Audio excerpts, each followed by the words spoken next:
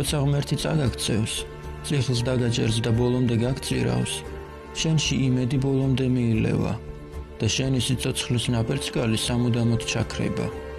ესეთ დროს აღარ გრძნობ აღარც ტკივილს, აღარც ბრას, აღარც შურის ზიების განცდას, აღარც იმედგაცრუებას და აღარც სინანულს. ერთადერთი რაც შენს გულშია არის სიცარიელე, რომელიც სტაბილური, უცვლელი და მარადიულია. ესაა სიცარიელე, რომელიც კი არ მოვიდა, უბრალოდ დარჩა. ესაა სიცარიელე, რომელიც გარანტორია იმისა, რომ არასდროს აღარაფერი აღარ გეტკინება.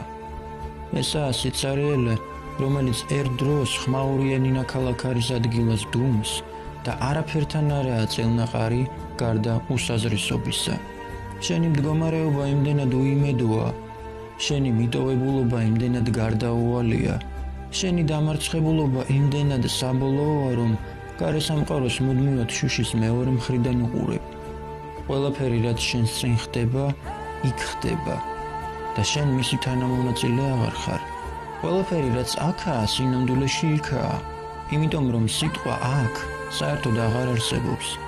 აქ არის მხოლოდ სიცარიელე, რომელიც უძვირო ღრმულია და რომელიც თითქოს ამოვსებას აღარ ექვემდებარება.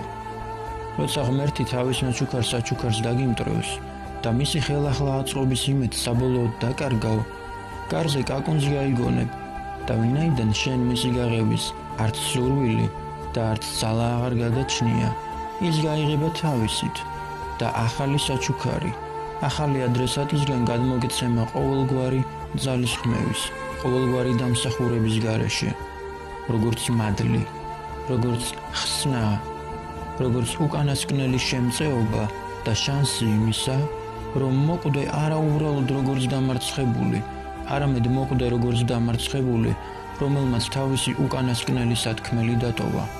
ღმერთს უნდა, რომ უჩუმრად და საცოდავად მოკვდე. ის შურისძიებას და მტრის განადგურებას გიკრძალავს. ეშმაკი კი შანს გაძლევს კაცი იყო.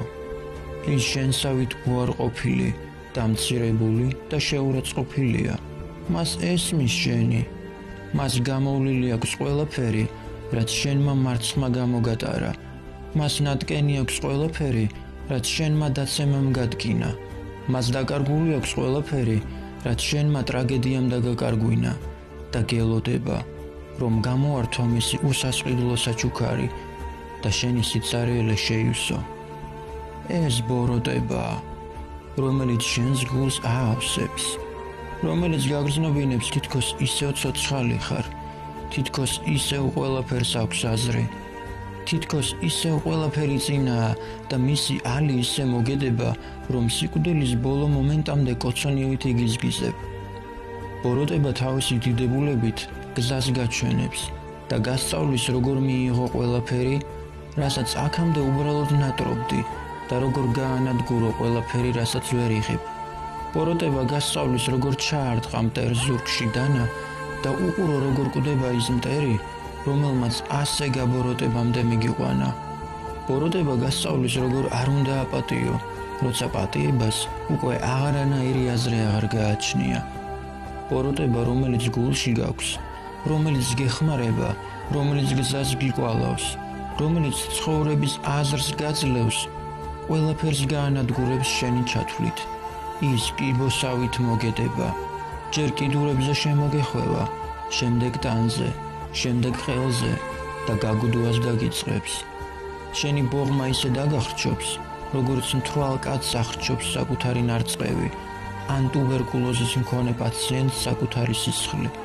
შენ ბოროტება იმდენად დაგიბინდავს მხედველობას, რომ ვეღარ დაინახავ ღმერთმა როგორ გაგწირა, როგორ წაგართვა ყველაფერი, როგორ გაქცია ქეციან ძაღლად, რომელსაც ჭიები ჭამენ. შენ ბოროტება თვალს დაგიბრმავებს, გულს გაგიქვავებს და ჭრილობებს დაგიამებს. შენ ვეღარასდროს გადგენს საკუთარი დამარცხებულობისგან